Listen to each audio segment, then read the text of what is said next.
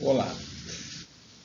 Um dos textos que eu botei lá no AVA para vocês lerem tinha um nome pomposo de Dicionário de Termos Abolidos. O nome dicionário é um nome exagerado, porque é um glossáriozinho,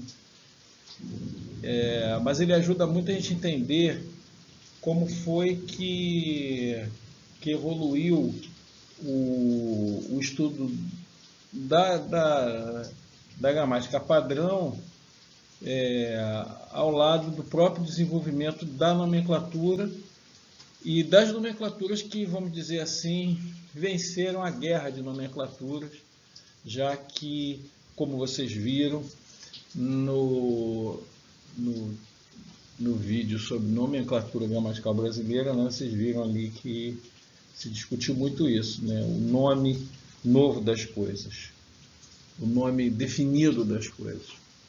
E vocês vão ver lá, por exemplo, complementos e adjuntos, que tinham esse nome, complemento e adjunto, mas com um pouco de aleatoriedade. No final das contas, como houve uma combinação entre a nomenclatura definida e a descrição que seria feita dos fatos gramaticais em função dessa nomenclatura, então eu acho que a própria evolução, a própria fixação de nomes de terminologias que começam com a expressão complemento e terminologias que começam com a expressão adjunto foram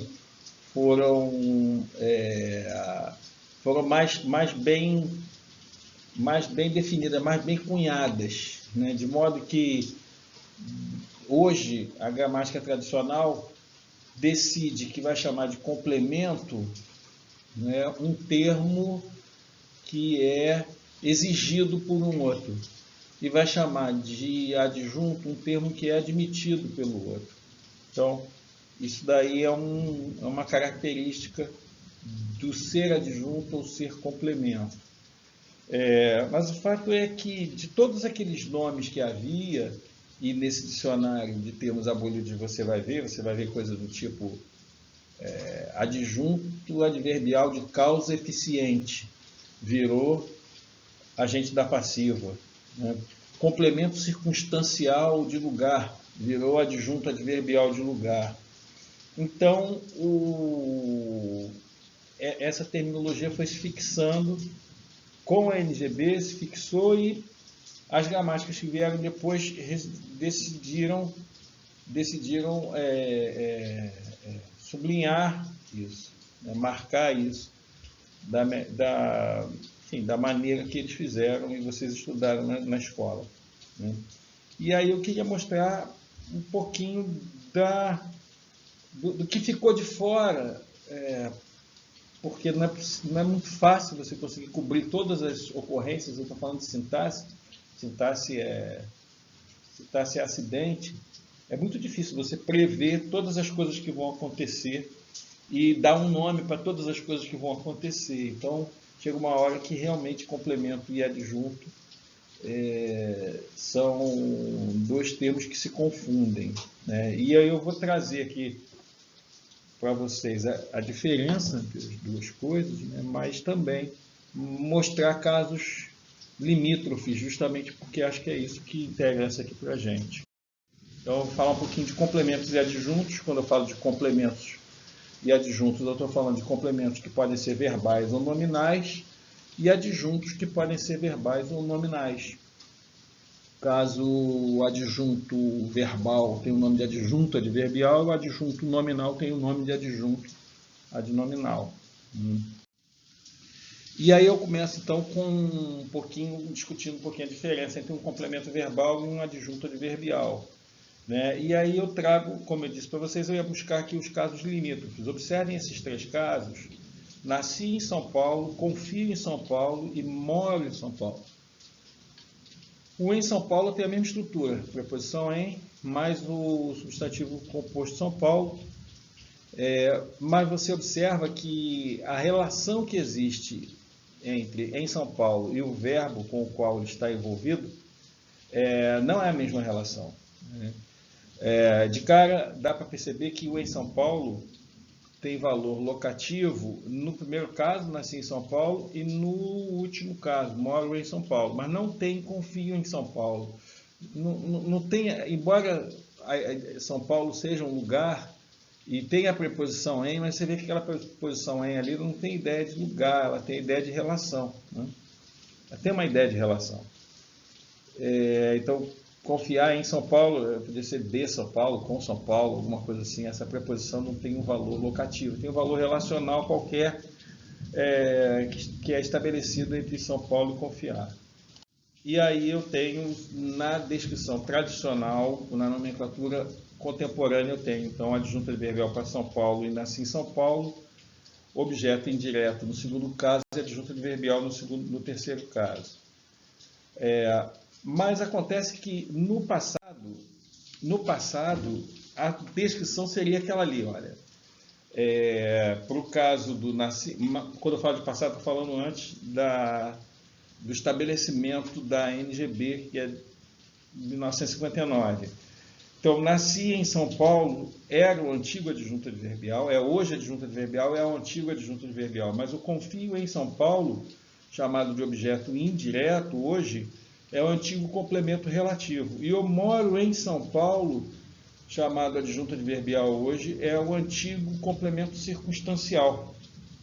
Então, como foi dito naquela discussão em torno da NGB, houve assim muita redução, né? Já que a NGB nasceu sob o signo do reducionismo.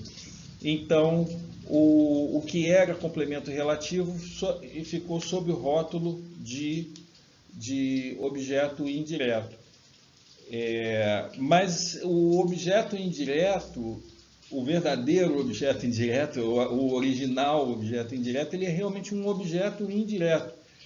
É muito comum as pessoas acreditarem que o objeto indireto tem esse nome porque ele completa o verbo indiretamente por intermédio de uma preposição. Isso não é verdade. A tia diz isso na 8ª série, mas isso é para facilitar a sua vida, para o seu entendimento, né? Mas, na verdade, o objeto indireto nasce da relação espacial entre o sujeito, o objeto direto e o recebedor desse objeto indireto. De modo que, quando eu faço uma frase do tipo João entregou o livro a seu irmão, eu tenho claramente os três atores, os três actantes aqui dessa frase, e que é João, que é o sujeito, que entregou o livro, que é o objeto direto. Observe que o nome objeto direto é porque o João age diretamente sobre o livro, que é o objeto direto, e o seu irmão é o objeto indireto da ação, por isso que ele tem esse nome, objeto indireto. Não é por causa da preposição, é por causa da própria relação, porque ele é o objeto indireto da ação, já que o objeto direto, é aquele que sofre a ação, vamos dizer assim, de ser entregue, de ser conduzido na direção do recebedor, que é o objeto indireto. Mas como na NGB, na instauração da NGB, um dos objetivos era jogar cargas ao mar, diminuir o máximo possível o número de terminologias, então ficou sob o mesmo rótulo o complemento relativo, que é uma espécie de objeto direto, só que com preposição, não tem nada a ver com objeto direto preposicionado, não é isso, é um objeto preposicionado, mas que não é indireto no sentido de que quando eu confio em São Paulo, é o eu que é o sujeito, já está atuando sobre em São Paulo, então essa relação entre o eu e o São Paulo é uma relação direta, e a preposição está ali porque é uma preposição relacional exigida pela regência do verbo confiar. Então essa é a motivação. E isso acabou que hoje a gente convive com dois tipos de objetos indiretos diferentes, né? Um verdadeiro objeto indireto, que é aquele que realmente é o recebedor indireto da ação, e esse complemento relativo, que é o recebedor direto da ação. Agora, com isso, houve necessidade de ficar implícito na descrição tradicional essa afirmação que eu ponho aí. todo termo relacionado com um verbo que seja resposta a uma pergunta onde será, antes de tudo, adjunto adverbial de lugar. Isso acaba que isso fica sendo necessário para a gente poder justificar por quê. Porque esse em São Paulo aqui é tão adjunto adverbial quanto este em São Paulo aqui. Por quê? Porque a relação que existe entre em São Paulo e nasci é uma relação diferente da relação entre moro e em São Paulo. Por quê? O moro exige um complemento. O nasci não exige um complemento, ele admite um complemento. No caso, então, admite um adjunto, né? Então, o em São Paulo do nasci é um adjunto adverbial no sentido pleno da expressão, ao passo que o em São Paulo do moro é um adjunto adverbial que tinha o nome complemento circunstancial, porque havia a sensação de que ele era exigido, daí o nome complemento, entendeu? Mas acabou que ficou desse jeito, justamente porque a NGB tinha também essa função de tentar enxugar o máximo possível a terminologia. Então, às vezes, termos que tinham comportamentos diversos se abrigavam sob o mesmo rótulo, né? Que é o caso, então, desses adjuntos adverbiais aí, para te dar um exemplo, né? É por isso que numa frase do tipo João ficou doente, comparando com João ficou no hospital, o doente está caracterizando o João, no caso aí é o Antônio, o exemplo que eu estou dando. O doente está caracterizando o Antônio, então é francamente um predicativo do sujeito. Enquanto ficou no hospital não caracteriza Antônio. E é a resposta para uma pergunta onde? Ficou onde? No hospital. Então ele é, antes de tudo, um adjunto adverbial de lugar. E na medida em que ele é adjunto adverbial de lugar, só tem um nome para dar para esse verbo ficou aí. Só dá um nome para classificá-lo, que seria um verbo intransitivo. A ideia de que verbo intransitivo é verbo de sentido completo é uma ideia equivocada. O verbo intransitivo não tem sentido completo. O verbo intransitivo não exige complemento, é diferente. E é isso que caracteriza o verbo intransitivo. Não exigir complemento, não exigir um objeto direto, um objeto indireto. Isso é que é ser intransitivo. Continuando aqui, ainda na oposição objeto indireto e adjunto adverbial, tem esse exemplo aqui, no caso objeto direto adjunto adverbial, que é não tenho muito tempo e o livro custou R$100. Objeto direto, embora o muito tempo, o muito tempo tenha uma ideia de tempo, uma ideia temporal, ele é um sintagma nominal. A palavra tempo é um substantivo, esse muito aí é um adjunto adjetivo, um adjunto adnominal do tempo. Então, não tenho muito tempo é um objeto direto, enquanto o livro custou R$100, os R$100 não é um objeto direto, ele vai ser um adjunto adverbial, chamado adjunto adverbial de preço, né? Por quê? O que é um objeto direto? Um objeto direto é um termo que se torna sujeito na voz passiva. Isso é um objeto direto. Essa história de que o objeto direto completa verbo transitivo direto, isso não diz muito. O que caracteriza um objeto direto é o fato de ele se tornar sujeito na voz passiva, ou então poder ser substituído por ou a os as. Então, não tenho muito tempo, não o tenho.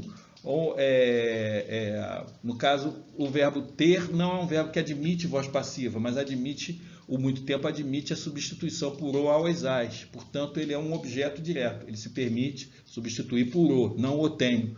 Ao passo que o livro custou R$100, nem posso fazer voz passiva, R$100 foram custados pelo livro, e nem posso dizer o livro os custou. Né? Não há isso daí. Na verdade, esses R$100 aí, o gramático não teve solução e teve que dar o nome mesmo de adjunto adverbial. Então, que adjunto adverbial é esse? Ele dá o nome de adjunto adverbial de preço. Esse é o nome que existe nas gramáticas tradicionais. E a outra confluência, complemento adjunto, é a famosa diferença entre complemento nominal e adjunto adnominal, que, de fato, há complementos nominais e adjuntos adnominais, mas realmente há momentos em que a diferença é muito tênue. Quando o adjunto adnominal preposicionado, portanto, uma locução verbal, ali sim vai se confundir com o complemento nominal. Fora isso, não. Repare aqui, só para relembrar o que são os adjuntos adnominais, né? Pode ser um artigo não poderia ser um complemento nominal, pode ser um adjetivo não seria complemento nominal, pode ser um pronome adjetivo, também não seria um complemento nominal, pode ser um numeral adjetivo, também não seria um complemento nominal. Então, o único adjunto adnominal que é capaz de se confundir com o complemento nominal é uma locução adjetiva. Por quê? Porque o complemento nominal é um termo preposicionado, né? E também nessa necessidade de reduzir nomenclaturas, os gramáticos também propuseram, na criação da NGB, propuseram o rótulo complemento nominal para dois termos diferentes. Na ocasião, tinham dois nomes diferentes. Então, ficamos com dois tipos de complementos nominais diferentes. É um que completa o adjetivo ou um advérbio de base nominal, e o outro que é o que completa substantivos com força de verbo. Então, são dois termos diferentes, mas que ganharam o rótulo complemento nominal. Esse que está na tela, o que completa um adjetivo, um advérbio de base nominal, esse daí não se confunde com um adjunto adnominal. Por quê? Porque como o adjunto adnominal está sempre preso a um substantivo, não vai ser esse que vai confundir, porque tanto o favorável quanto favoravelmente não são substantivos, eles são adjetivo e advérbio. Então, o ao ensino público é complemento desse favorável e o ao ensino público aqui é complemento desse favoravelmente. Reparem que o favoravelmente herda do adjetivo favorável, já que ele é derivado do adjetivo favorável, ele herda essa necessidade de complementação. E esses complementos aí não se confundem com um adjunto adnominal. Mas o outro complemento, que é esse B aqui, que é o que completa um substantivo com força de verbo. O que significa um substantivo com força de verbo? Um substantivo que é derivado de um verbo. De modo geral, ele é derivado de um verbo. Normalmente é derivado com aquele sufixo são, mas pode ser uma derivação regressiva, no caso de comprar, que não dá o substantivo compração, mas dá o substantivo compra. Vender, que não dá o substantivo vendeção, mas dá o substantivo venda. Enfim, são substantivos com força de verbo e eles se relacionam de uma forma singular com o complemento e a gente chega a dar o nome de complemento em função disso, mas ainda assim vai haver uma diferença tênue com o adjunto adnominal. Tênue e perigosamente semântica. Vamos chegar a um ponto aqui que nós não vamos poder estabelecer uma diferença sintática entre os dois. Infelizmente, a diferença vai ser semântica. E eu tenho um pouco de dúvida de fazer uma análise sintática e me basear na semântica para poder definir quem é A, quem é B. Vamos ver os exemplos. Olha só. Quando eu tenho o complemento nominal, então, que completa um substantivo, eu vou ter, então, o tal complemento nominal problemático, que vai se confundir com adjunto adnominal. Foi o que eu disse. Todo adjunto adnominal se envolve com um substantivo. Nem todo complemento nominal se envolve com substantivo, mas quando ele se envolve, ele vem com um formato muito parecido com o adjunto adnominal. Repare esses dois casos aí, eu francamente não tenho dificuldade de analisar esses dois aí, porque compra do imóvel em face de lâmpadas do imóvel, eu de cara já percebo que lâmpadas do imóvel, o do imóvel não pode ser complemento nominal. Por quê? Porque lâmpada não é substantivo com força de verbo. Então, automaticamente, o lâmpadas do imóvel, esse do imóvel não pode ser um complemento nominal. O compra do imóvel pode ser complemento nominal, não só pode, como é. Mas não é o fato de o compra ser um substantivo com força de verbo que define que ele é um complemento nominal. Não é. Ajuda muito, mas não é ainda, porque às vezes eu posso ter substantivo com força de verbo, mas que não exige um complemento nominal, e sim um adjunto. É aí que vai chegar aquele ponto que eu disse que eu vou ter que sair pela semântica. Repare esse par de exemplos aí, o 3 e 4. A invenção do avião abriu o caminho para a era interplanetária. Esse exemplo não é meu, esse exemplo é do Rocha Lima, na gramática normativa da língua portuguesa, do Rocha Lima. E a invenção de Santos Dumont abriu o caminho para a era interplanetária. Reparem que invenção é um substantivo com força de verbo nos dois casos, mas só que um vai ser chamado... Acho que cortou aqui, deixa eu voltar aqui. O que eu estava querendo dizer é o seguinte, é que sintaticamente não existe uma grande diferença entre a relação entre do avião e invenção, né? E de Santos Dumont invenção. Não há uma diferença sintática. Eu não posso deslocar o do avião para diante da invenção e também não posso deslocar o de Santos Dumont para diante da invenção. Se eu puser uma palavra no meio entre invenção e do avião, vou ter o mesmo efeito do que se eu tivesse entre invenção de Santos Dumont. Enfim, sintaticamente não há uma diferença substancial, né? Portanto, do ponto de vista sintático, a relação entre invenção do avião invenção e do Santos Dumont invenção, a relação é francamente a mesma, mas aí do ponto de vista semântico não. É por isso que o do avião é complemento nominal e o de Santos Dumont não é complemento nominal. É isso. Valeu? Tchau, tchau. Um abraço.